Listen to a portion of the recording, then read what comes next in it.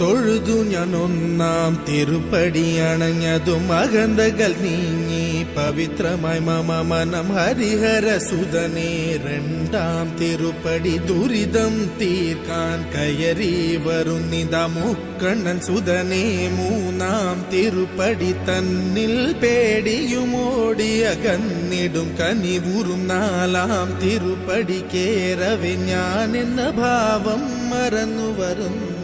തൊഴുതു ഞാൻ ഒന്നാം തിരുപ്പടി അണഞ്ഞതും അകന്തകൾ നീങ്ങി പവിത്രമായ മമ മനം കരുണതൻ. അഞ്ചാം തിരുപ്പടി കയറിയിൽ മണികണ്ഠൻ നമ്മളിൽ മധുരം നിറച്ചിടും അരുമുഖ സോദരൻ.